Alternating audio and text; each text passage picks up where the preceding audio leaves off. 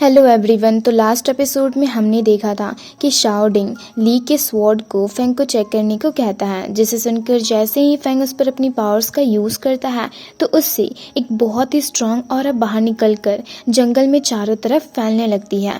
अब आगे हम मास्टर शू को चेस खेलते हुए देखते हैं। तभी वहाँ पर फेंग ली के स्वॉर्ड को लेकर आता है और मास्टर शू को चेस खेलता देख रुक जाता है और उनका गेम खत्म होने का इंतज़ार कर रहा होता है।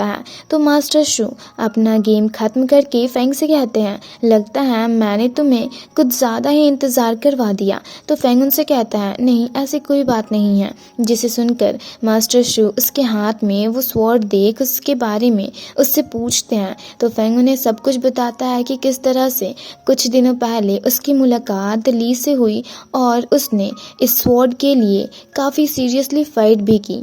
जिसे सुनकर मास्टर शू काफ़ी मायूस होकर उसे ली के बारे में सब कुछ बताते हैं कि वो इस स्वॉर्ड के लिए इतना पागल इसलिए था क्योंकि इसी स्वॉर्ड के जरिए उसके पूरे फैमिली को 6 साल पहले मार दिया गया, जिसके बाद वो भी 6 सालों तक शियान युआन सेक्ट से गायब था। पर मैंने सोचा नहीं था कि उसकी मुलाकात तुमसे इस तरह से होगी। जिसे सुनकर फेंग उनसे कहता है, पर ये स्वॉर्ड काफ़ी अजीब है, ये तो मेरे स्टोरेज बैग में भी नहीं जा रही है। जिसे सुनकर मास्टर शू फेंग से उस स्वॉर्ड को लेकर उसे चेक करके उसे बताते हैं कि उसकी खुद की भी एक स्पिरिट सोल है और जिस स्वॉर्ड की अपनी स्पिरिट सोल होती है वो स्टोरेज बैग में नहीं जाती, पर इस स्वॉर्ड की ब्लेड ऑलरेडी डिस्ट्रॉय हो चुकी है, इसलिए अब ये एक ट्रेजर नहीं रहा। तो फेंग उनसे कहता है कि रिसेंटली मैं किसी के साथ मुकाबले में हार गया और शायद ये मेरे डेविल हार्ट के कारण हो रहा है, इसलिए मैं आपसे कुछ एडवाइस लेना चाहता हूँ।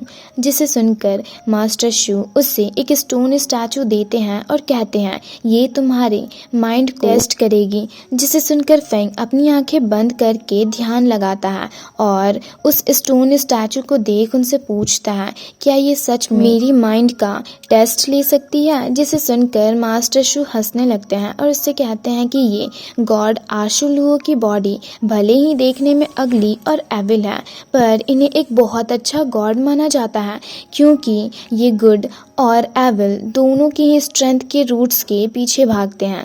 जिसे सुनकर फेंग सोचने लगता है। तो मास्टर शूज से कहते हैं इसके बारे में ज़्यादा मत सोचो क्योंकि ये स्टोन स्टैचू बस एक मेमोरियल स्टैचू है, बाकी प्रैक्टिस करना तो अब भी तुम पर ही डिपेंड करता है। जिसे सुनकर फेंग उनसे कहता है कि अगर ये स्ट्रेंथ के रूट्स के पीछे भागता है तो फिर ये स्ट्रेंथ को इंक्रीज कैसे करता है। जिसे सुनकर मास्टर शू उससे पूछते हैं, तो तुम इसके बारे में क्या सोचते हो।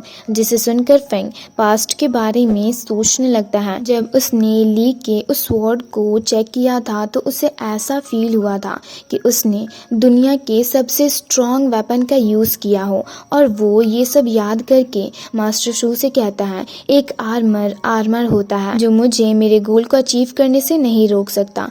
जिसे सुनकर मास्टर शू उससे कहते हैं, तो तुम समझ गए। तो फेंग कहता हाँ। जिसे सुनकर मास्टर शू उससे कहते हैं कि अब जब तुम्हें सब कुछ समझ आ गया है तो तुम्हें बहुत मेहनत करनी होगी। जिसे सुनकर फेंग उनकी एडवाइस के लिए उन्हें थैंक्स कहकर वहाँ से जाने लगता है। तो मास्टर शू उससे कहते हैं कि तुम इस स्वॉर्ड को फिर से ठीक करना चाहते हो तो तुम डुआन तियान हॉल जाओ क्योंकि वहीं से तुम्हारे मास्टर ने भी अपने स्वॉर्ड को बनवाया था। तो फेंग कहता है ठीक है और वहाँ से जाने लगता है।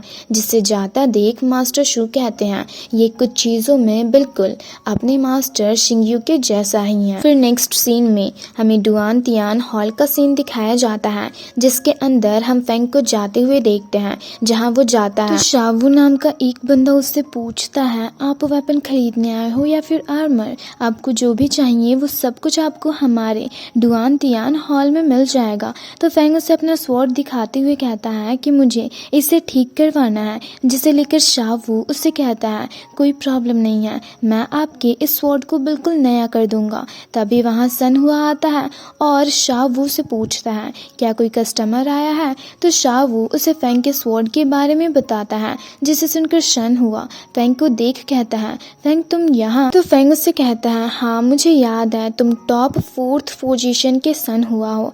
जिसे सुनकर सन हुआ उससे कहता है, तो चलो अब जब तुम यहाँ पर अपने स्वॉर्ड को बनाने आए हो तो मैं तुम्हें अपना डुआन तियान हॉल दिखाता हूँ। और ये कहकर वो फेंग को स्वॉर्ड बनाने वाली जगह पर लेकर जाता है और उसे वो जगह दिखाता है और वहाँ रखे हुए फर्नेस को दिखाते हुए उसे बताता है कि ये बाहर के फर्नेस के अलावा ये सारे फर्नेस हमने फैमिली के विरासत से हासिल किया है और हमारा डुआन तियान हॉल पूरे शिंगशान कॉन्टिनेंट के 9 सेक्ट्स में फेमस है। और फिर वो फेंग से उसका स्वॉर्ड लेकर उसे देखने लगता है और उसे चेक करके फेंग से कहता है, तुम्हारा ये स्वॉर्ड तो सच में कमाल की है, इसलिए मैं इसे बनाने के लिए डुआन तियान हॉल के बेस्ट मास्टर को दूंगा। तो फेंग उससे पूछता है, तो इसके लिए मुझे कितने स्पिरिट स्टोन्स पे करने होंगे? तो शन हुआ उससे कहता है कि इसकी मटेरियल कॉस्ट मैं तुम्हें फ्री में प्रोवाइड करूंगा, बस तुम्हें इसे बनाने की फीस देनी होगी। तो फेंग उससे पूछता है, पर क्यों? तो शन हुआ उससे कहता है, क्योंकि हमारी सन फैमिली तुम्हें अपना दोस्त बनाना चाहती है।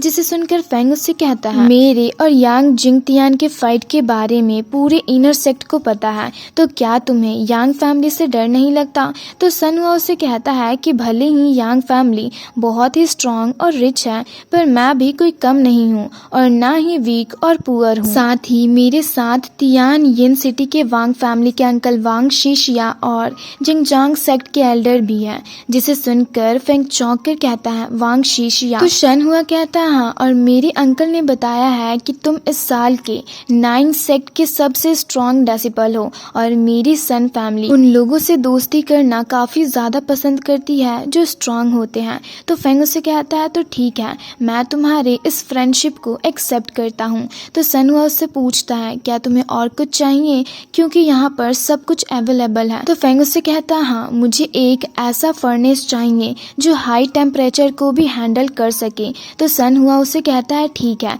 वैसे भी रिसेंटली हमारे डुआन तियान हॉल ने डीमन रिफाइनिंग फर्नेस को चूज किया है। तो फेंग उससे पूछता है, तो तुम फर्नेस के कितने स्पिरिट स्टोन्स लोगे? तो सन हुआ उससे कहता है, बस एक लो ग्रेड का स्पिरिट स्टोन। जिसे सुनकर फेंग चौंक जाता है। तो सन हुआ उससे कहता है, पर तुम्हें इन फर्नेस में से एक फर्नेस खुद ही सेलेक्ट करना होगा। तो फेंग कहता है, ये तो काफी मजेदार होगा, और ये कहकर वो अपने लिए एक सुटेबल फर्नेस चूज करने जाता है, पर उसे कुछ समझ नहीं आ रहा होता। तो वो शाउडिंग से कहता है कि अगर तुम मुझे इनमें से एक डीमन रिफाइनिंग फर्नेस ढूंढने में मेरी मदद करोगे तो मैं तुम्हें मिडिल ग्रेड के 3000 स्पिरिट स्टोन्स दूंगा। जिसे सुनकर शाउडिंग उसे काफी एटीट्यूड दिखा रहा होता है और कहता है, बस इतना ही? तो फेंग उससे कहता है, तो ठीक है, रहने दो। जिसे सुनकर शाउडिंग उससे 3500 स्पिरिट स्टोन्स मांगता है। तो फेंग कहता है, ठीक है। जिसे सुनकर शाउडिंग उसके लिए एक फर्नेस चूज करता है। तो फेंग उस फर्नेस को देख कहता है, इतना अगली फर्नेस, क्या तुम श्योर हो ये फर्नेस सही रहेगा? तो शाउडिंग फेंग को उस पर अपनी पावर्स का यूज करने को कहता है। तो फेंग जैसे ही उस फर्नेस पर अपनी पावर्स का यूज करता है, उससे उस फर्नेस पर कुछ लिखा हुआ दिखाई देता है। जिसे देख फेंग शन हुआ को बताता है कि मैंने एक फर्नेस चूज कर लिया और उस फर्नेस को अपने पास रख लेता है। जिसे देख सन हुआ उससे कहता है, तुमने तो काफी जल्दी ढूंढ लिया। जिसे सुनकर फेंग उसे एक स्पिरिट स्टोन दे देता है। तो शन हुआ उससे कहता है कि 3 दिनों के बाद आकर अपना स्वॉर्ड ले जाना। जिसे सुनकर फेंग कहता है, ठीक है,